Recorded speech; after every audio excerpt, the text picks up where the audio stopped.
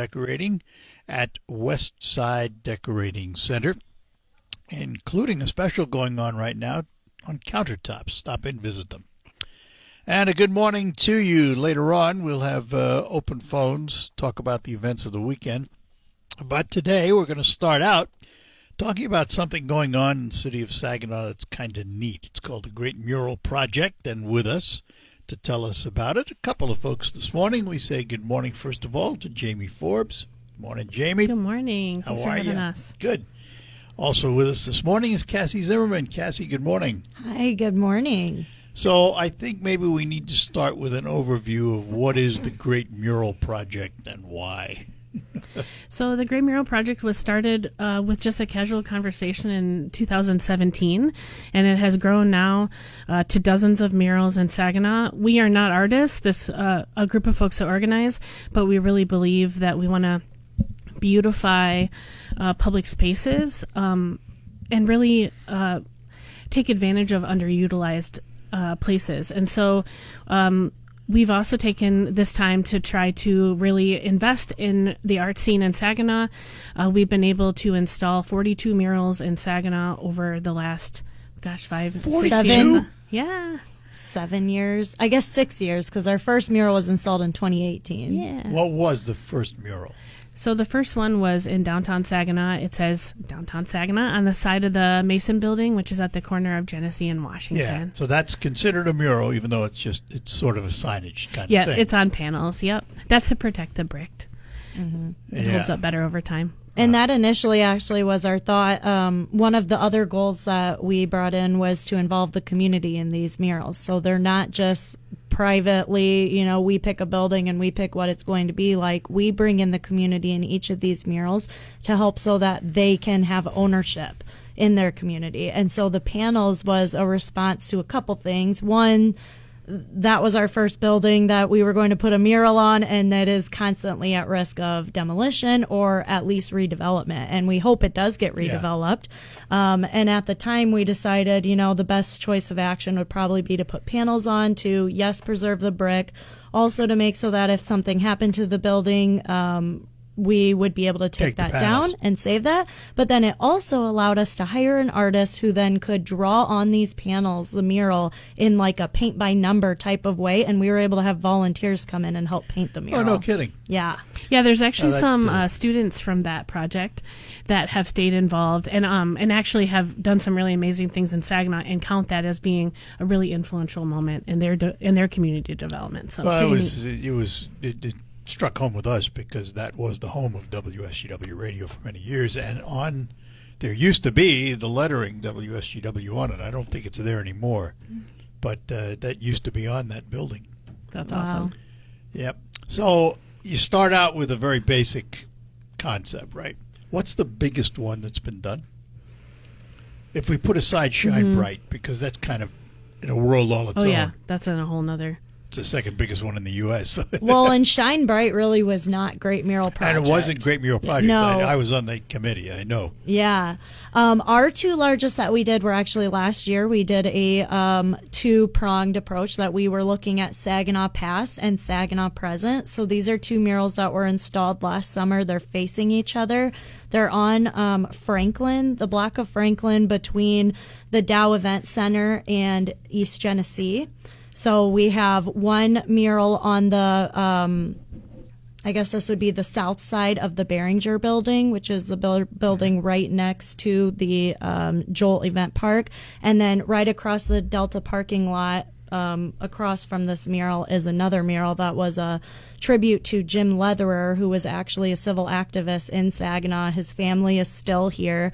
We found a historic photograph of him marching on Selma with Dr. Martin Luther King Jr., and we had that photo replicated onto that wall. So who decides what mural goes where? So we usually brainstorm. We always have a few in mind, right? Some like dream locations. And so we get together early on to try to brainstorm what our focus is going to be for that year. And then, write a bunch of grants and put out a bunch of asks to see what's possible. And then we asked for lots of advice when we got started to see how, the best way to do this. And thankfully the Flint Public Art Project has been they are incredible. They have hundreds of murals. They're very generous with their advice, and so we were able to kind of get some insight from them about how it works, and we've honed it from there. Basically, the way that we work it is we do an artist application, just a basic Google form online. We ask for some examples of their work, and that helps us decide what artists to pick. And then in terms of content, we get a small group together, an advisory group is what we call it, usually 3 or 4 people that have, maybe the owner of a business, some neighbors, some folks from some particular community groups that we think are really influential and deserve to have some input on the content of the mural. We get them together with the artists that we've chosen, and they have a conversation about what they want to see. They talk about style, about color, about content, about vibe, right? Like what they dream of this mural being. And then that artist goes home and processes all that information and puts together a design. They send it to us and we give it a review. I will say that we've never really had to make any changes because what those artists come up with are spectacular. And we really like this format because it allows for that advisory group to feel and be listened to about what they want to see. But it also allows for that artist to have freedom to be able to use their skill set and their experience to process those themes and those ideas into a mural that they're excited about too. So this is a little different than other formats, but it's really worked out well for us. You get grants. Are you commissioning the artists then? Are they paid to do the work? Yeah, that's been something really important to us, is that we pay well, we pay fairly. We ask a lot of talented people in this community, and we ask them to give of their time and talents. But fortunately, in this case, we were able to pay them fairly, and that's been really important to us over the years. How many of the artists are local, and how many from out of the area? They're, I guess, depending on. So I guess local, if you say Saginaw County, I would say 99%. We've had an artist from Detroit. We've had an artist from Flint. And then we have had artist teams before that will have some people from outside, but primarily we have had all Saginaw County artists. We do really focus on the city as well, and I would say over 50% for sure from the city. It is a city project, right? We only do murals in the city of Saginaw right now. Any expansion thoughts? Well, we've thought about it, but we haven't run out of places in the city of Saginaw yet. So okay. We're going to take a break, come back, and talk more with our guests after these notes on the Art Lewis Show. Flooding is becoming an increase.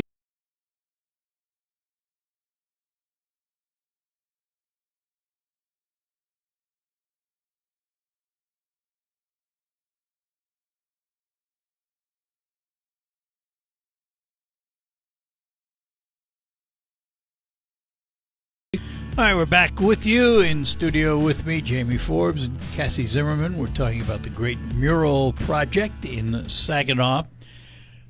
Where, is there a place where folks can get a list of the murals so they can drive around and see them? Yeah, so we have a trifold document that you can download from our website, greatmuralproject.com, and you can drive around and check them all out. On that is a lot of murals, not just ones that we've done. I mean, we're certainly not the first people that are doing public art in Saginaw, and so we really just want to celebrate it in general. So you can use that document to drive around and check it out, but there's a couple other places as well.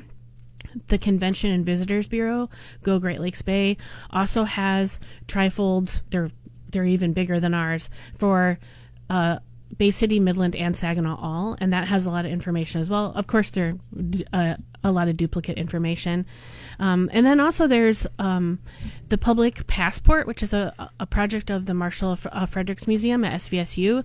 They have a interactive website that has maps of all public art, so not just murals, but sculptures as well. And they're going to be distributing these little QR codes to all of the public art around the region to drive people to that website, to use that as a resource. It's more than just the picture of the mural and the location. It's also some information about the artist and about their artist statement, what inspired the work and the story behind it. So there's really just so much focus on public art in this community right now in general. I mean, I think Shine Bright is really a is really evidence of that. Talk about so much positive buzz, and the more the merrier. I think the Showdown is another project.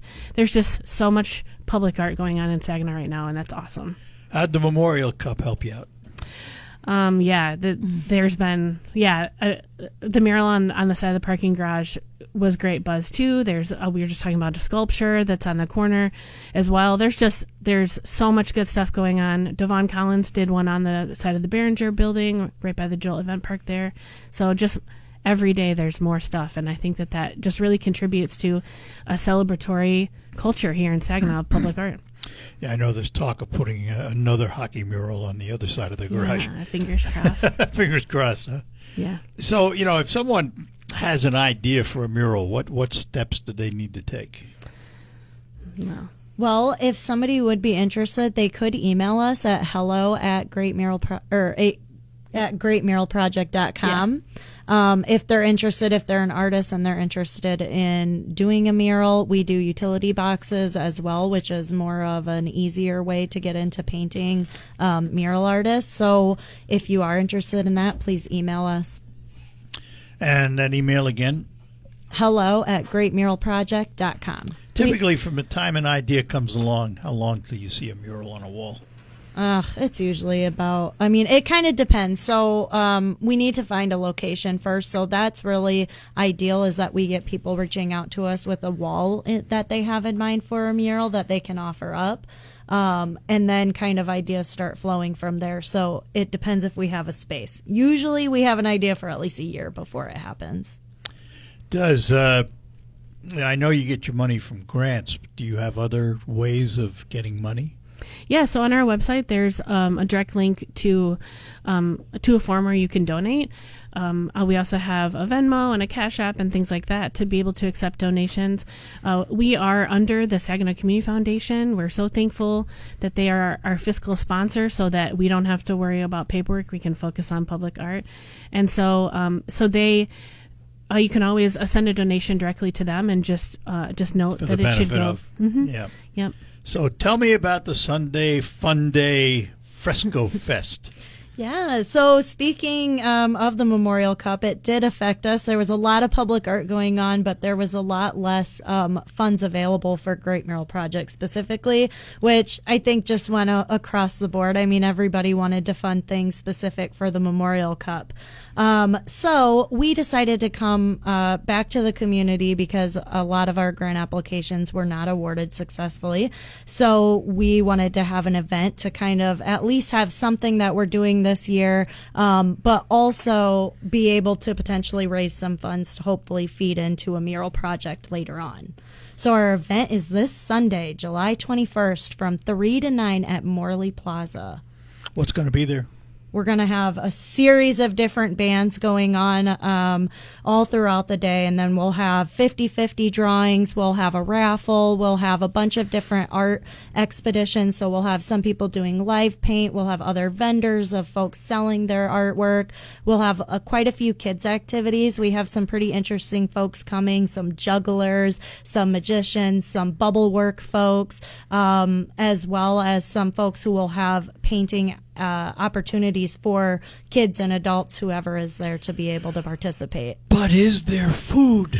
Yes, there is food. There is drinks. We actually just confirmed with Oracle that we will have alcohol available for sale. We'll also have Oracle there doing some tastings. They're a local brewery. And then we'll have multiple food trucks and different items for sale that way. And again, 3 to 9, is there a charge to get in? There's not, but we do have a suggested donation of $5 just in support of Great Mural Project to help murals come in the future in Saginaw. So what's the next mural project? What's immediate future? So I'll tell you what our dreams are. So our 2 projects this summer that we were hoping to do, which we're still hoping to do, are... So Good Rose Flower Shop is they're in their 4th generation florist on State Street. Great location. Tons of people drive by that small business all the time. And so they reached out with an idea, and we'd like to move forward on something there. Flowers on the side.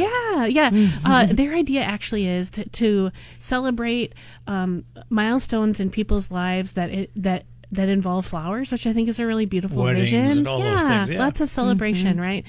And then we are also talking about doing 2 asphalt murals, one under the Downtown Saginaw Farmers Market Pavilion at SVRC Marketplace, and another at the Riverfront Gateway, which is directly behind the SVRC Marketplace. It's that little pathway that goes out to the river and then turns towards Potoff Park. So we would be doing asphalt murals at both of those. Those are our goals. It sort of depends on what we can raise with this event. We've been able to raise a little bit of money so far this year. But, both of those projects are totally incremental. We can do something a little bit smaller or a little less or hold off for something for next year. And, that's okay, too. There's lots of positive stuff going on, and we're just going to make the best of whatever situation we've got. Now, correct me if I'm wrong, did you say asphalt art? So I'm on the sidewalk, right? How preserves it? What preserves it? So we did 3 big intersections on Court Street a few years ago, right? It was a wonderful event. It was so great during the middle of COVID to all get out and hang out with our neighbors, watch this beautiful art go down. I will say that we learned a lot from that, right? We were sort of the test subjects of Bloomberg Philanthropies, who funded that project. And they wanted to learn about how about how the murals held up so that they could be pushing this in communities across the country. And so there were a few of us that were sort of the trials. And we learned that driving on paint doesn't hold up, right? That's okay, though. That's why my question. They were really cool, right? And they lasted a while, and you can still see bits of them on the pavement. But we'll say that we did learn a lot, and that we also painted. We let the community paint butterflies on the Court Street Bridge. We'd had like these little stencils, and then we let the community paint. And what we learned there is that those look great. Those have held up wonderfully. So if you have humans walking on asphalt murals, they hold up good. Oh, it was on the sidewalk part. Yeah, but not so much cars. And so in that respect, we feel really confident that the materials that we used last time will work well for more asphalt murals where cars are not driving.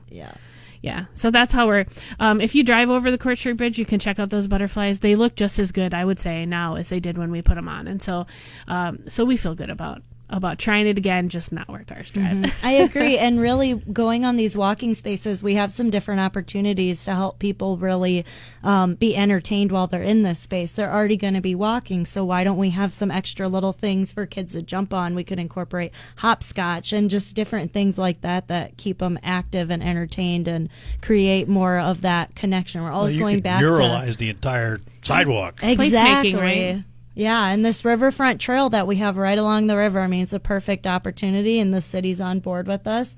That's another thing that we've had a tremendous amount of support from the community, from the city, from businesses, from just the people who live here, from all these different organizations. That's the only way that this has been possible for us. All right, so tell everybody again, if they want more information about the murals, how they can get it. So check out our website, greatmuralproject.com. We're also on Facebook as Great Mural Project.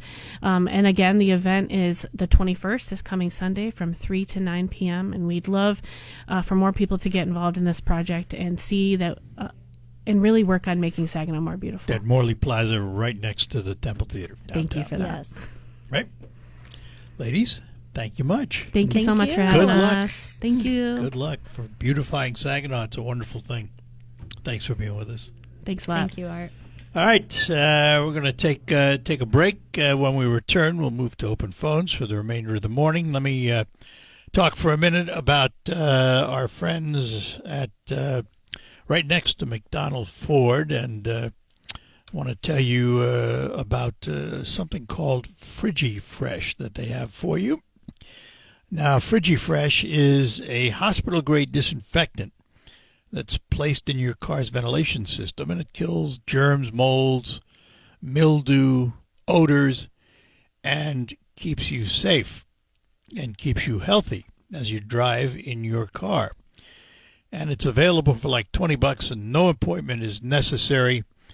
And it really is something you should think about in your car, along with the cabin filter, because the cabin filter also keeps you healthy. It's all waiting for you at Quick Lane Freeland, right next to McDonald Ford. All you have to do is stop in and say, I'd like FrigiFresh. Again, no appointment necessary. Quick Lane Freeland for all of your routine car maintenance. Stop in and visit them today. Steve, did you take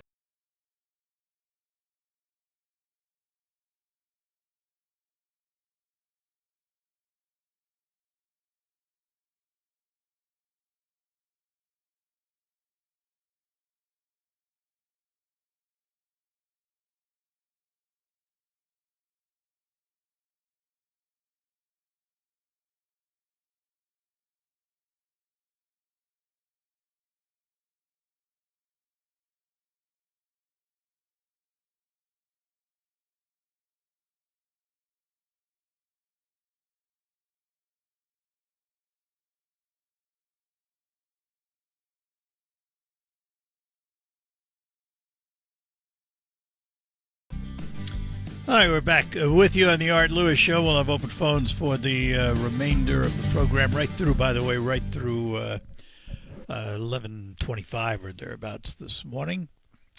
Don't know where to start, tell you the truth. This was a weekend to, on one hand, be remembered, and on the other hand, be forgotten. The assassination attempt on Donald Trump has thrown politics into chaos. On the one hand, on the other hand, it'll be interesting to see if the calls for unity and a less strident tone to politics can actually take place. I think it will for a short period of time, but we'll go right back to being what we were before. That's the way we are. It's happened time and time again when there is tragic examples. I mean, after 9/11, we were probably the most unified nation in the world for a while. How did we get from there to be one of the most divided? Think about it. For Donald Trump, good Lord was watching over him. One quick turn of his head saved his life, because if the bullet had struck straight on, he wouldn't be here today. And the blame game started right away, and the social media conspiracy theories came out of the woodwork right away. Bottom line is, yeah, there's been strident conversation, and there's been a lot of political talk that you could say might stir up these kinds of emotions. Bottom line is, the fault lies with the shooter. The fault lies with the kid that pulled the trigger. Now, are there, secondary faults? Yeah. For example, why was he on that roof? Why wasn't that roof protected? Why wasn't that part of the outer perimeter? It certainly was close enough. Those questions need to be answered. And given time, they will be. Sure, there's a lot of questions. But in the end, blame the person who pulled the trigger. It might cause others to think about what they're saying and tone down the rhetoric. That's fine. That's already happened. The president has called for a toned down rhetoric. Trump's campaign has reminded his campaign folks to not use it as a platform. His campaign manager called on all their staff to avoid any dangerous rhetoric following the assassination attempt. There'll be investigations, there'll be reports. The president has promised a full report to the American people. Well, let's hope that happens, and let's hope it's sooner than later, because they need to know what happened to prevent it from happening again. All right, let's take some calls. Errol is in Saginaw. Errol, good morning to you. Good morning. I like the thing about the murals.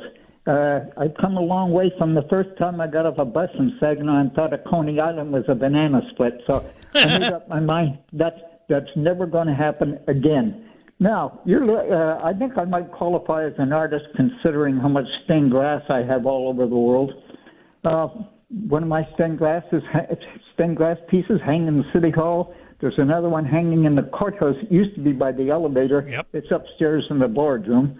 And I've got one at the Naval Academy. I've got one at Delta, New Zealand, a number of different places. I've never charged anyone for anything, but I love the idea of the murals. I thought it was a piece of junk when I first looked at what they did with the grain elevators. I had a friend of mine says, looks as if painted for a bunch of gays. Well, you know, then people are in a separate world. But anyways, I got some suggestions that if they want to do murals. Start with the courthouse. I think it would be a beautiful mural. I think Central Fire Station, because it's been around since 1939, would be a nice place. I think, there are all kinds of locations. Yeah. I like the idea of the sidewalks done that way. I hope we're going to get the bunny rabbit back in the air, sir. Oh, I if do you're too. on that committee. And I want. I'm not on that committee, but I want it back in the air. Well, I want it on it. I don't want it on the top of the building. No. I want it close to the expressway, but I want it on its own extension, about 75 feet in the air, looking at the expressway. You are exactly what I'm looking for. That's exactly what I want on its own post, like a billboard sign post, and have that bunny facing right the in the expressway. area where it lived its life. You're right. I thought the tribute to Henry Marsh was beautiful underneath the bridge by the Civic Center. I thought the one that when I first seen that mural, I said, what the dickens has this got to do with the lumbering yard? But, I got thinking, well, we don't have Model Ts around, and, and there's all kinds of logs in the Saginaw River that I bang my head on diving. And so that I think it's the most beautiful thing done for Saginaw in 100 years. We're going to have a brand new teaching hospital built between the post office and the building, the Bell Building someplace that's going to team up with Mount Pleasant for a teaching hospital. And now what we need are some restaurants, and I don't mean all fast food. That's we next. need a restaurant you can take your wife to and enjoy it, Yep. and things like that. And we definitely, and you know what? We got a lot of artistic kids around here. Why don't you put a gang of them, someone put a gang of them and get their ideas of what they'd like to see and walk around in and everything All right. else. And that, so I'm done for today, sir. Have a nice day. And I think your name was still on the top of that building down there by Second National last time I was by. The Mason I building? may be wrong. I'll have to look. That's what it was with the Mason building. I'll have to take a look. All right. So, but anyways, okay. Talk to you later, Art. Take care, Earl. Bye-bye. Bye-bye. Bye. And Russ and Al, hang on. We'll get to you after these notes. We're proud to make They say Trump goes too far. Ay. I just hope that this will stop the mainstream press, the Democrats, the Koch brother wing of the Republican Party, which this killer came from, and stop it. MAGA Republicans are not Nazis. You don't know where this Nazis you don't know are where Nazis. this shooter came from. You have no idea. Okay. You're right. We can't know. He was No, a we MAGA don't know yet. right-wing zealot, so we can't know what he was. Got it. Right. So he's a registered Republican who gave to a Democrat progressive. So you figure it Right. out. He's If you a got all the progressive answers sitting in Koch Bay City, brother. we can. If you got all the Okay. answers sitting in Bay City, Russ, then we'd just No, send you to We Washington. can't acknowledge the progressive wing of the Republican Party. That's You don't know the th- well, we can't all even right. Acknowledge its Well, existence. I'm just not going to get in Really? the blame game. The blame belongs to Okay. Cook. He Yep, pulled no, the we trigger. can't ever blame anyone but Trump. I got it. He brought it on himself. I know. Heard it over and over and over again. It sucks. I don't know why we can't blame them. The only person we can individually blame is Trump and MAGA Republicans. Everybody else is off limits. We got to blame everybody in the history of the world. That's not right, Art. Well, it's not right the kid pulled the trigger. No, it's not. But you don't know why he pulled the trigger. It's just like Nobody the knows Republicans, why. too. Nobody knows They why. provided that gun They provided that gun for him. They need to be charged like the Crumblies were. Who provided the gun? His parents? Yes. Well, his father had it legally registered. The kid was of age, so he wasn't a minor. If he took the gun out of the house, what can I tell you? Yeah. Charge him just like they did the Crumblies. Fair is fair. Equal application of our law. Well, it's not the same, though. He's not a minor. Oh, okay. Well, I know there's simplistic answers, but they're never right. That's the problem. We got to complicate it because then we can give the people we need a free pass. All I right. understand how the system works. Yeah. Okay. And then we don't have equal application of our law. And, well, I wish we did, but we don't. All right. Fair enough. Thank you. Bye-bye. And let's talk to Al in Bay City. Al, good morning. Morning, Arthur. I want to talk about the Detroit Tigers. It amazes me they're playing the top team in the National League, the Dodgers. And twice, the last two games, they won the game in the ninth inning. That shows me a lot because I don't think they've had a team a long time that has really done the job like this team they got right now. Yep. And I think that they're to be looked at because I think they're playing very well. Well, they are, but they got a ways to go. They're still below 500. We hope they get over that mark and do it soon. I'd like to see a nice long winning streak. Yeah, and I just like the way they're playing right now because they got a lot of new players that are playing on that team, and it looks like they have got that playing together. So, well, let's hope they come out of the All-Star break with a head of steam. Okie dokie. All right, Al. Thanks. Bye-bye now. Bye. All right, 9:55. Probably won't have time for another call this hour, but we'll have open phones next hour. Look, when it comes to what happened this weekend, there's plenty of blame to go around. The right is going to blame the left for their, rhetoric. The left is going to blame Trump and the right for their rhetoric. I go back to what I said. The bottom line is the blame lies with the shooter. And no other reason. And what's unusual about this case is apparently up to now, this guy's had no trail. This kid's had no trail at all. Nothing that you can put your finger on that says he was radicalized or anything else. Except one thing that a lot of these folks have in common. He was bullied in school. Never quite fit in. So we'll see what comes of it. We'll see where the investigations lead. I take the president at his word that they'll make it all public as quickly as they can find out. I do think that both the president and Trump issued what I would consider to be proper statements to not further boil the water, so to speak. Time will tell. It's not the first time it's happened in this country, and unfortunately, probably it won't be the last. We'll be back to close out the hour. I'm Paul Young, Canada.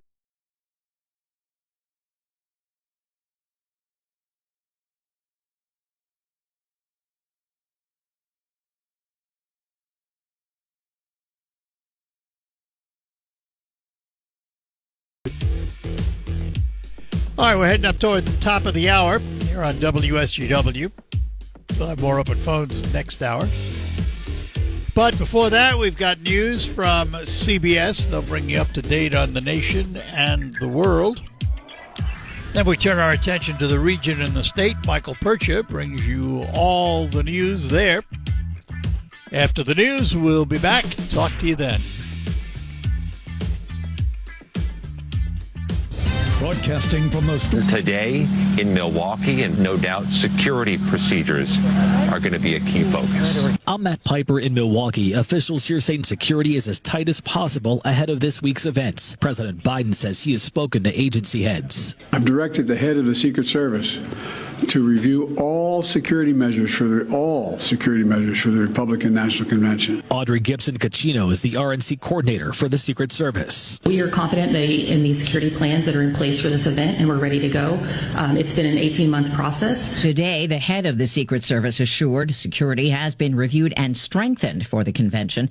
But former Service Deputy Director A.T. Smith says the lapse at Saturday's rally was unacceptable. This individual was able to get on the roof of that building that close with a long rifle, and that's unacceptable. That's not what the advance work is all about. CBS News has learned Nikki Haley, a former Republican presidential contender, will speak at this week's convention. CBS's Robert Costa. She is going to try to make a message for traditional Republicans to listen to Trump. They may not like him. They may be frustrated with his legal challenges, his conduct in the past, but her appearance here has a real political impact because she is someone who has been highly critical of Trump. But to show up in politics, everything's about action. So it's like that in life, too. She's not just releasing her delegates. She's saying, I'm here to support Trump from that stage. They're bringing industrial-sized fans and coolers in at a high desert state prison near Las Vegas, where inmates have been struggling without air conditioning through a brutal heat wave. This woman's son is among them. It's hot in there. And he was telling me one time that they had to move a whole tier of inmates because they were passing out. It was so hot. Dow futures up 166. Dow is. This is CBS News. Sponsored by Progressive Insurance. Get renter's insurance to protect the things that make your place a home, including coverage for theft or damage. Visit Progressive.com. Ready to save big at the... Live from the 100.5 and 790 newsroom. This is WSGW News. Partly sunny skies and 69 degrees at 10:05. Good morning. I'm Mike Percha. Police in Bad Axe are asking for the public's help in a shooting investigation. Police say on Saturday, around 1:45 a.m., a male suspect driving a white sedan stopped in front of a home in the 300 block of South Silver Street and shot at the house with a semi-automatic pistol. About 11 rounds were fired, according to police, with several striking the home and penetrating inside. No one inside the home was injured. Police say the shooting was a targeted attack. Police arrested a 41-year-old woman and a 27-year-old man later Saturday afternoon in connection to the shooting. Please call the Huron County Central Dispatch at 989-269-6421 and ask to speak with Officer Deakins if you have any further information. An 81-year-old man was killed in a motorcycle crash on Friday morning. Police responded to Beaver Road near Euclid Avenue in Bay County's Bangor Township around 11:45 a.m., where they say the man was riding a black 2012 Harley-Davidson. According to police, the man lost control of the bike and crashed. No other vehicles were involved. That crash remains under investigation. The Huron Cove Association, which filed a lawsuit against Midland and Gladwin counties over a tax assessment to restore the four lakes to their previous levels and repaired the dams from the May 2020 failures, is appealing a recent decision by a Midland County judge rejecting its claims that the special assessment was not valid. That assessment and the special assessment district were approved by the boards of commissions of both counties. The assessment will levy a $217 million tax over 40 years to those residents within the district to complete the construction and repairs of the dams and to restore the lakes. The association says the tax burden on residents is too much, though the Four Lakes Task Force, which oversees the assessment and the Special Assessment District, says there are no members of the association with any property within the district. The task force has requested the U.S. District Court of Eastern Michigan to dismiss the lawsuits. The Huron Cove Association is appealing to the Michigan Court of Appeals to review the judge's ruling. WSGW News Time 10:07.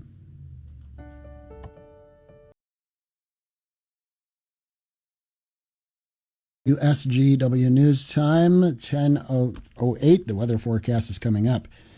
A woman wanted for a murder in Indiana was arrested in southwest Michigan's New Buffalo on Saturday night. The Berrien County Sheriff's Office credits the arrest to license plate readers, which monitors vehicles and notifies deputies if a stolen vehicle or wanted individual. The sheriff's office says the timely information allows deputies to respond promptly and locate and apprehend wanted individuals. It looks like Michigan couples aren't getting hitched as much this year. Here's Jackie Page with the story.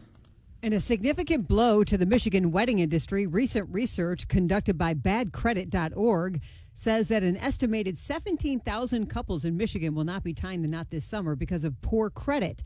They surveyed more than 3,000 couples and discovered that many say they've been forced to postpone or cancel their wedding plans entirely due to financial stress, like bad credit. Personal loans have traditionally been a popular method to finance weddings, but couples with subprime credit scores often find themselves ineligible for them.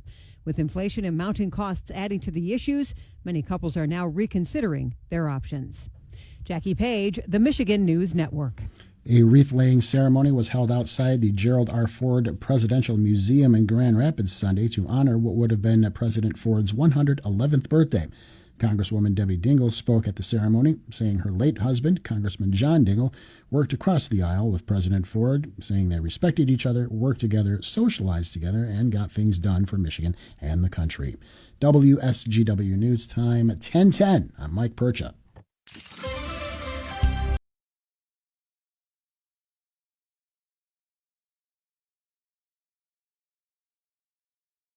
And visit them during their special sale on countertops. Find out about it at Westside Decorating Center. Good morning. Welcome to hour number 2 of the Art Lewis Show. Open phones right through about 11:25 this morning. 989-752-6111. After a weekend that saw an attempted assassination on a presidential candidate, in this case Donald Trump, and has thrown the world of politics for a loop.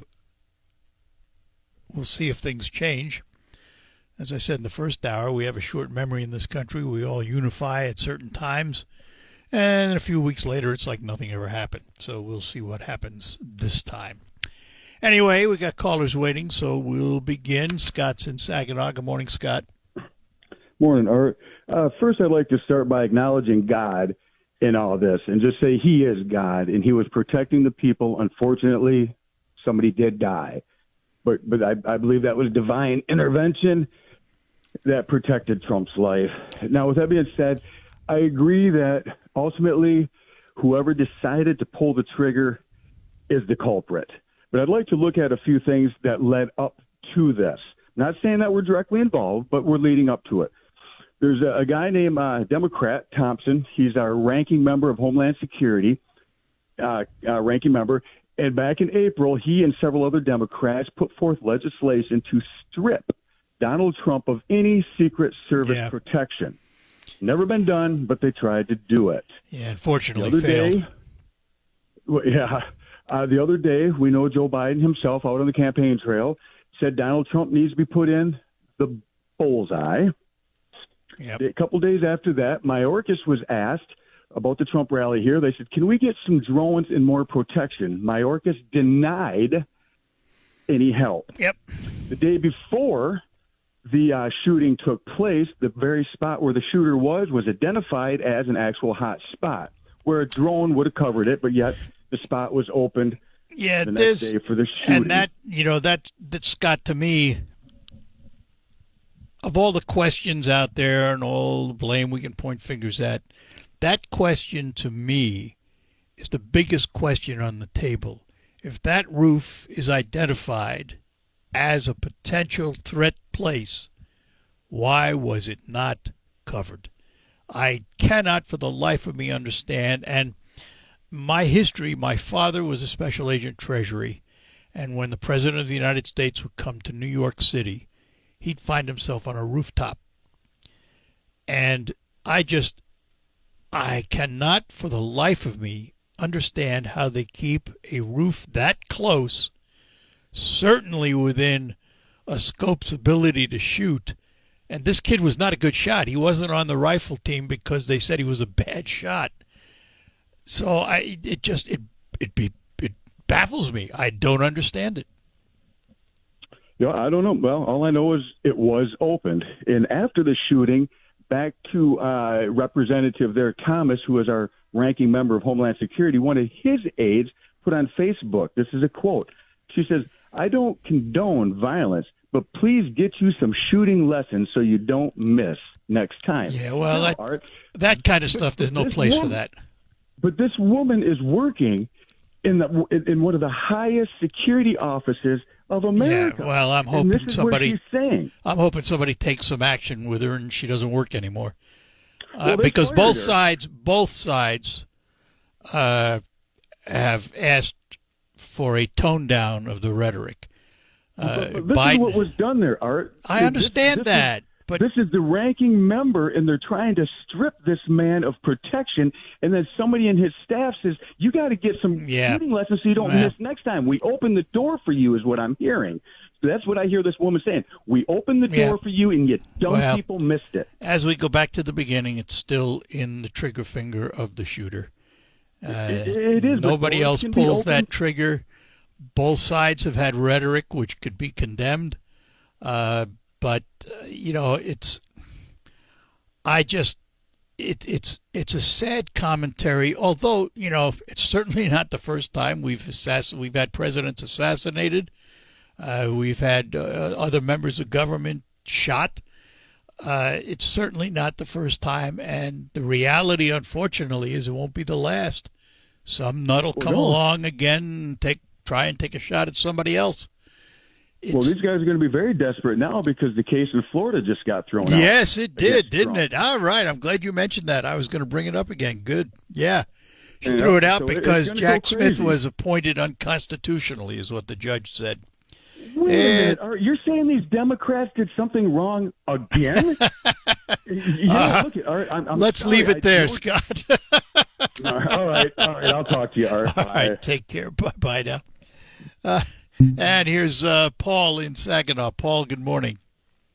Morning, Art. Got a few quick issues and then a little bit longer one. But the quick issues was yesterday's newspapers said the average wedding now is $35,000.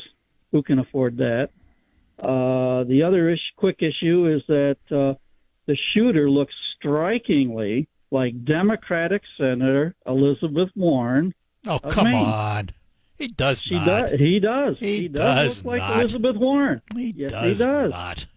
He certainly does. All right, fine. Anyway, wonderful. Good for him. All right. Next issue. I had a relative that worked for Secret Service for 8 years. He guarded Bush Jr. and Clinton. And I asked him what he thought of the Secret Service. He says overall not too bad, but he did mention there were three issues: shortage of staff, alcohol, and laziness. He did mention those three. And today's head of the Secret Service is a female who's trying to recruit more females, and that's what's causing some of the shortage of the staff. No. Okay? No. Oh, there yeah. are more. Oh, yeah. Now, listen, every police department, federal agency, law enforcement agency in the country has been trying to recruit more females because they make great officers. And you'll notice that a couple of the agents around the president were female. Right. Short staff, because all departments are having problem. You want to listen? That's the. How is a 5'4" female going to tackle a 6'5" guy with that training? Wants to do some harm with training. With training and with armament. Okay. Well, here's the issue. You might as well get used to it because there are going to be more and more female officers, and I repeat, they do a great job. Okay. All right. Here's the issue I really called about. Real quick. I am really upset about Alex Baldwin getting away on a technicality of shooting two people. Blame the prosecution. Exactly. Well, no. No, yes. The judge, too. No, the judge followed the law. All right. Well, that weapon was used a whole week in advance before the shooting for target practice, under the objections of the producer, the director, and even the armor bearer. And all right. It's the responsibility of the person holding the gun, who pointed the gun, cocked the hammer, pulled the trigger, and not to point it at another human being. This guy got away with. The Helena Hutchins family does not have any justice for her murder. Yeah, I'm not going to disagree with that, but I'm telling you, prosecution screwed up big time, and they paid the price. It is rare. It is rare that a case is dismissed with prejudice, but when it is, it's usually for this exact type thing, where it should evidence have been declared a mistrial and had the okay. Are you a judge? Redone. Are you a judge? Do you know Mexico law? New Mexico law? No. Well, then Then I have to believe the judge. All right, Paul. Well, got to run. All right. Take care. Bye-bye. Later. Let's take a moment to talk about sleep. How was yours last night? You know, today's workers are asked to do more for less. So when you go to bed and you spend a third of your life there, you need quality sleep. And you can get it with a quality mattress from Sanitary Mattress. Now, you can visit all the so-called sleep stores, or you can rest assured the mattress you're using is manufactured right here in the Great Lakes Bay region to your specifications. Your dollars are spent, and they stay right here in our local economy. Your time in bed may be cut short by today's demanding world, but don't be fooled. You can still get a quality good night's sleep on a Sanitary Mattress. And, by the way, they feature a 1-hour delivery window of your mattress to your home. If you have an RV or a boat, Sanitary Mattress will custom make a mattress for you to your exact size, something the box stores can't do. Visit the Sanitary Mattress Factory and Showroom, serving this area since 1935. Set your GPS to 5343 Janes Road in Saginaw, just east of the Harry Brown Airport. Visit them on the web at sanitarymattress.com or call them at 989-753-1757. Sanitary Mattress. Let's see, if something costs... There's angst in the people. They're spreading lies about this man continually, and they need to take responsibility for this. Then, and Biden was in the state here this week, and what did he say? The nation needs a president, not a dictator. Yeah. Well, who's written the most presidential orders, executive orders? Yeah. Right. Well, see, the truth.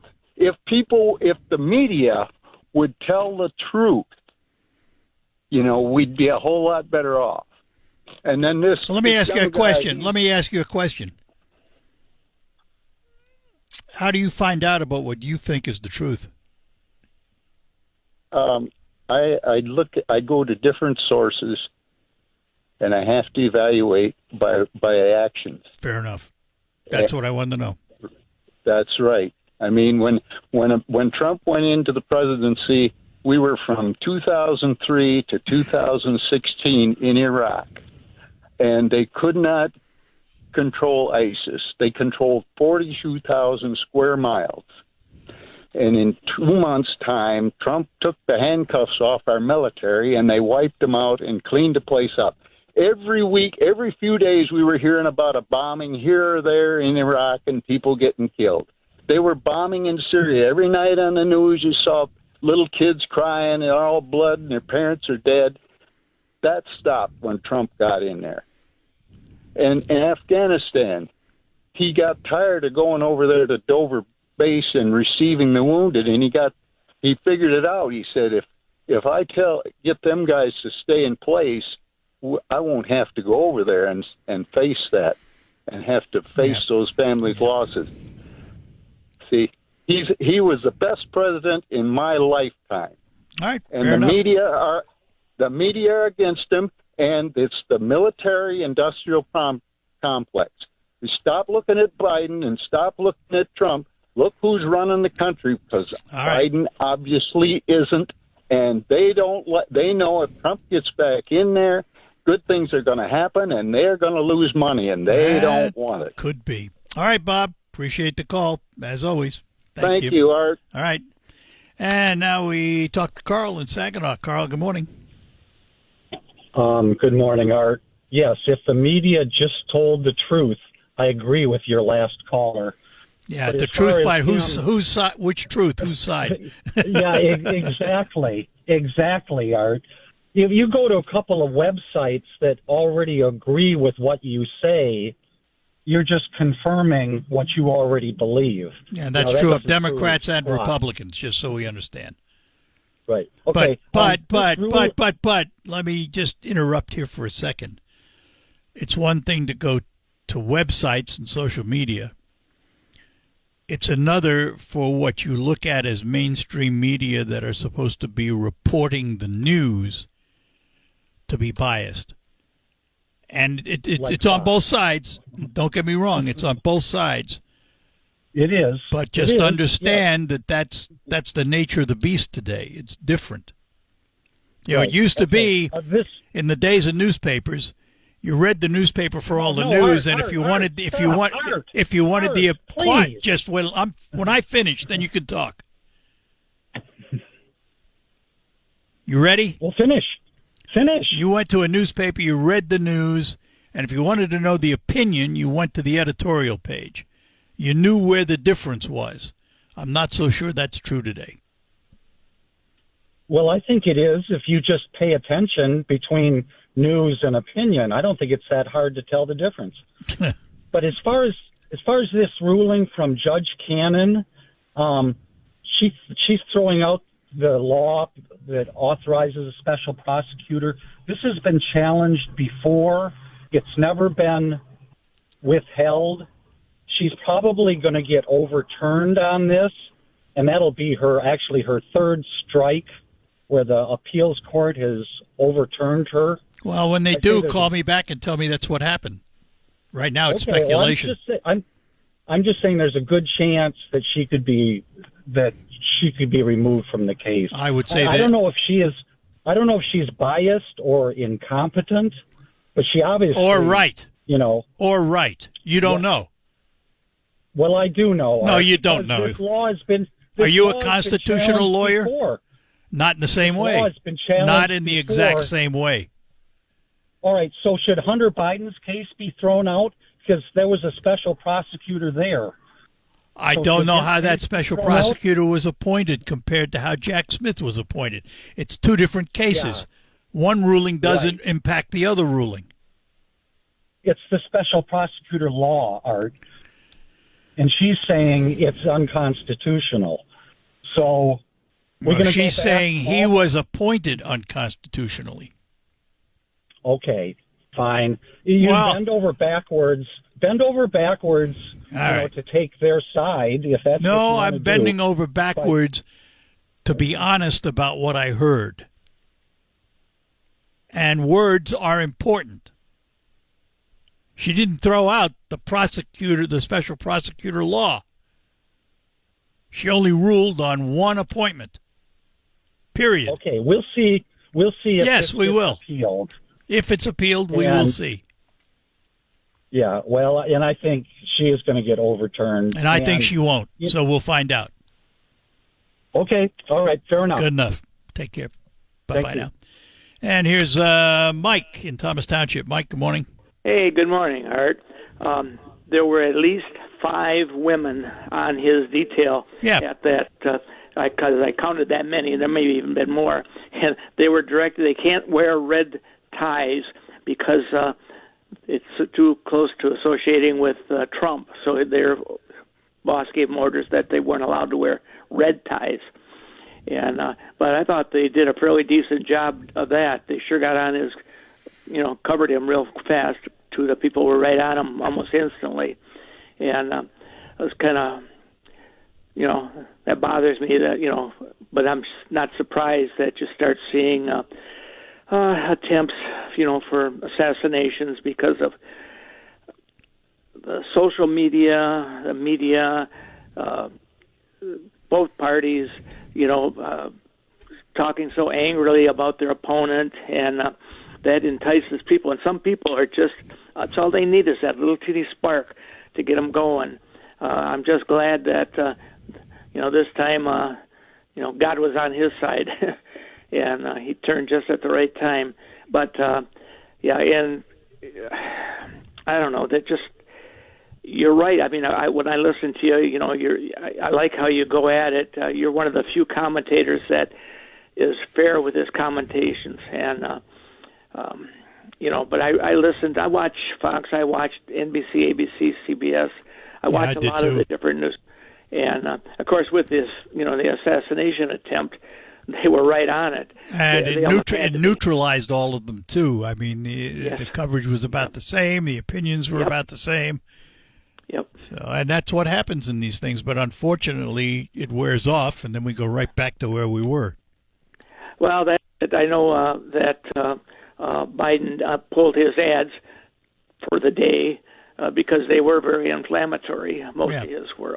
Matter of fact, I don't think there was one that wasn't. But he did pull them, and I'm glad to see that, because all you need to do is get more people riled up. All right. But anyway, we'll tell at the election box, like you always say. That's it. All right. But I hope that people keep an open mind and pay attention to what's going on, and let's get this thing straightened out in this country. All right, Mike. I'm getting too old. Yeah. All right. Take care. Take care, my friend. Bye. Bye-bye. We'll take a break and be back with more. Great Lakes Bay Region.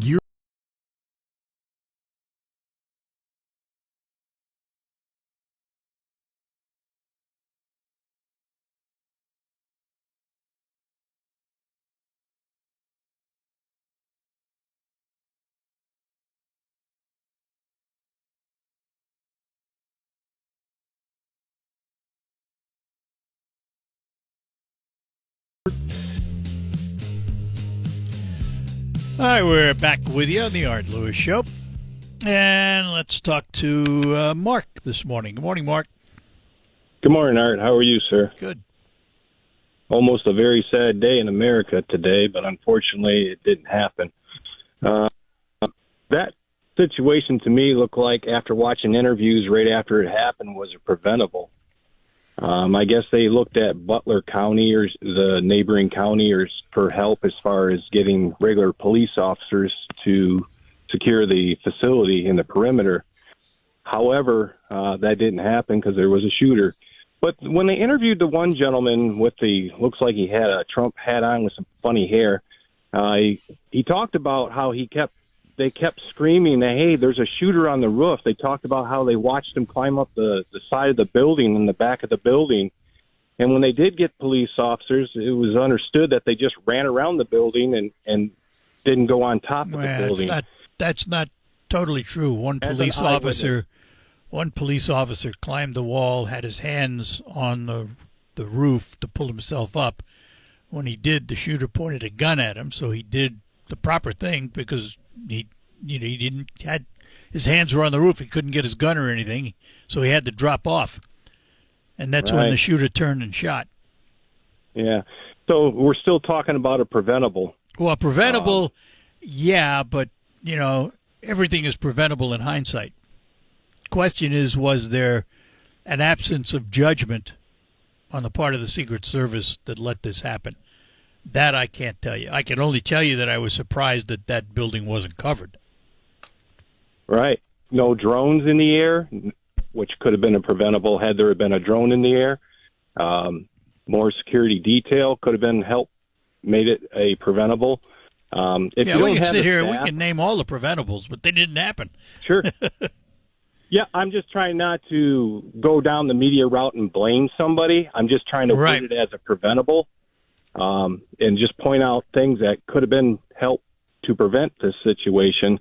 And if you don't have the staff, just cancel the function, and that would go for both sides. If you just don't have it, you don't have it. I think people understand events get canceled all the time for inclement weather. So, you could always reschedule it until you get the proper staff, and that's all I'll say on that. Yeah, well, you could do a lot of things, but they didn't. So who knows? Yeah. I mean, it's, again, I blame the shooter. Now, were there things that could have stopped him? Sure, probably. In hindsight, they'll come up with them, and hopefully it'll teach them a lesson for the next time, because they are always looking for better ways to do things. There are a lot of questions that have to be answered, and hopefully we'll get reports that'll tell us what happened. Absolutely. All right. Sounds good, sir. Good enough, Mark. Thanks. Bye-bye now. Yep. And these are, it's interesting because we afford former presidents Secret Service protection for life. But it is not quite the same as what we provide the President of the United States, sitting president. But in this case, from what I understand, Trump's Secret Service detail was pretty similar in many ways to what the president gets. Obviously, you don't have Air Force One and the presidential helicopters and all of that stuff. And you probably don't have, the troops and everybody else that is also involved. But he does have, from what I understand, a pretty sizable detail. So there's going to be questions. Who knows if, will there be sacrificial lambs? Somebody's head will roll? Maybe. Maybe. The FBI will conduct the investigation, and the reason is the Secret Service is not allowed to investigate itself, which makes sense. So the FBI will take the lead in the investigation and make the determinations. But, again, it's a sad commentary that we resort to this kind of violence in this country. It's not the first time. And as I said before, probably, unfortunately, not going to be the last. What drove this young man to do what he did, I have no idea.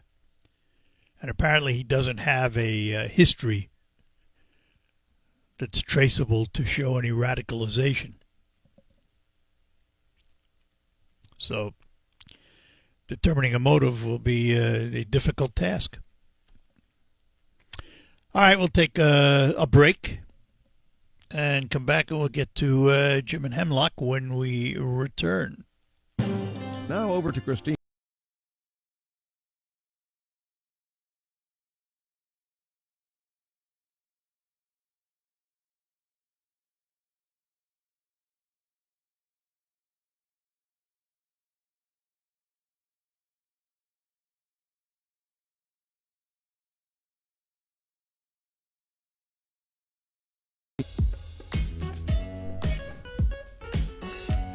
All right, we're back with you here at WSGW, and Jim is in Hemlock. Jim, good morning to you.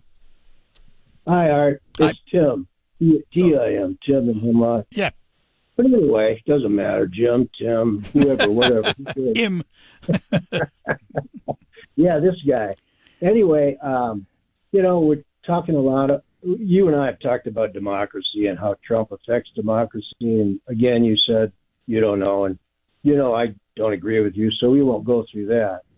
But talking about the Secret Service and the amount of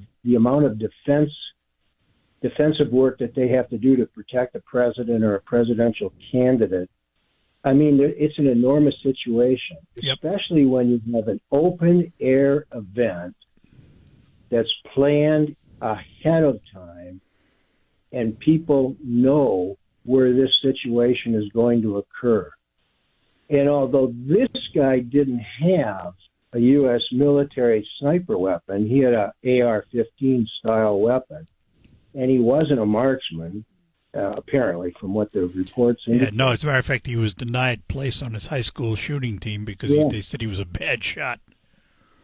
Right, but if you have a well-trained military marksman using the U.S.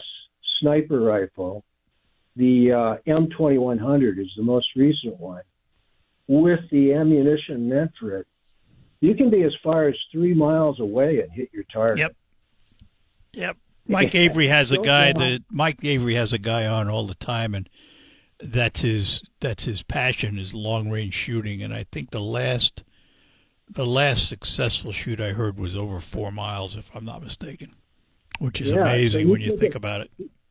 So you take a guy who has a lookalike Verizon truck, and he decides to park it on the road, goes into a woods, the gun is broken down, got a camouflage cover for it, there's no smoke, there's no light coming out of it, he's 3 to 4 miles away.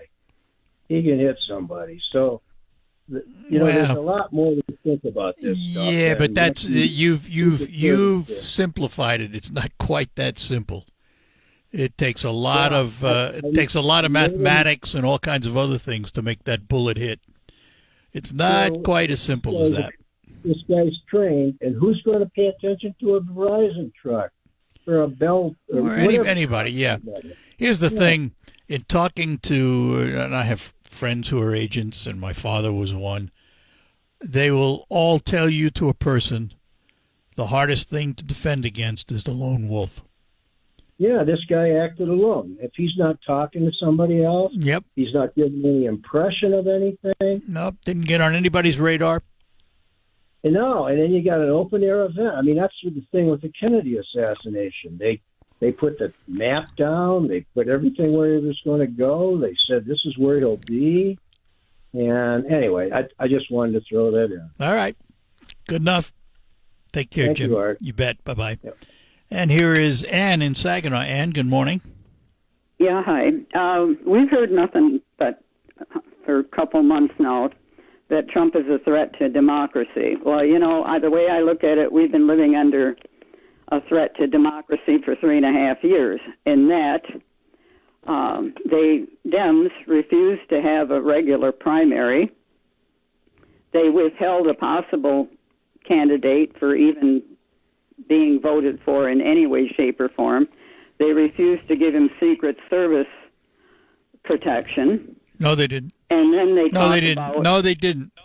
Keep it accurate. They did not refuse him Secret Service protection. That was suggested by a member of Congress who tried to legislate that, but they did not do it. Well, okay, whatever. The point is, they haven't welcomed him as one of their own or anybody that's even a candidate. And then they talk about about a month ago, they talked about having a quickie primary, and then they talked about possibly allowing illegal migrants to vote, and they don't see any problem with suggesting that. No, I understand. Listen, talk about democracy. Yeah, I understand, and I don't disagree. Understand this, though, in terms of the primaries, separate that out from the rest, because primaries are up to the party to decide. That's a party function. If they want to have a quickie primary, fine, go do it. As long as they don't impact what happens at the general election when you and I go to vote, I don't care what they do to get their candidate, because I still have the choice. In the end run, it does affect it. And not only that, but how does it affect it? How does it stop you from going to the poll and voting for the candidate you want? Well, and then it doesn't affect it. It affects in who you vote for and how you vote, okay? And I also don't trust them because their convention coming up that they're going to possibly slip somebody in by an acclamation of the delegates. I understand that, but again, I go back to what I said. That's their right as a party. It is their right. And then you get to decide if that's the person you want to vote for or you want to vote for the other candidate. I am saying that takes away from the people, the actual common person, because it wasn't decided that way. And then also, when the Republicans just put through this possible bill to insist on voter ID, which they've done multiple times, then somebody comes out and says that's a return to the Jim Crow poll tax. Yeah, I know. And listen, I think if you got to show your discourse, I mean, that's how they always come back to it. Yep. You know. Yep. Listen, I'm not disagreeing with you there. I think there should be voter ID. You need to prove that you are a citizen. Right, and it shouldn't even be one thought to allow an illegal immigrant to vote. Okay. Got to take a quick break here. And thank you. Appreciate it. Let me squeeze Michael in. I got about a minute. Michael, go ahead. Real quick. Hi, Art. Yeah, real quick. Just one point about what you said about males and females in the Secret Service. I would agree. They can certainly, women, men, both can be trained just as well. But here's the point. When Trump stood up, there was a female with a bun, wearing hair in a bun. Right. She was up to his Adam's apple. If you're going to put a female in there, they need to be, 6'2", 6'4". I want the president to be obscured by a body that's taller. So my thought is, you need to hire women that have bigger size, and that's really feasible. Let me just point one thing out. She had a particular position to be in the phalanx that they put around him, and she was also squatting a little bit. And eventually he put his arm around her shoulder when they went down the stairs. But on the other side, those men were 6'4". Who knows in that neighborhood? Wow. I want a body, because Trump's head was visible. If someone wanted to take a shot from that side, they would have got him. The other side, there were men they're taller human beings. Their bodies were obscuring the president. That's what I would want. That's just my thought. All right. I think it's a valid one. Cool enough. Thanks, Art. Have a good one. Bye-bye now. Yep. Bye. All right, that'll do it for calls this hour. We'll have open phones next 20 minutes after the news. But first, these notes. Attention, Saginaw. After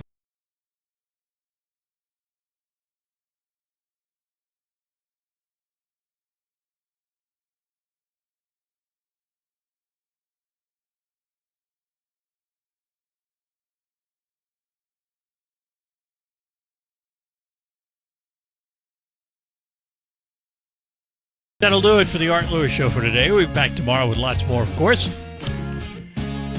But in the meantime, stick around for Focus, because we'll continue open lines on Focus. Coming up, first the news, CBS, and then the local report, Michael Percha in the WSGW newsroom. And then after that, we will return here with more. Broadcasting from the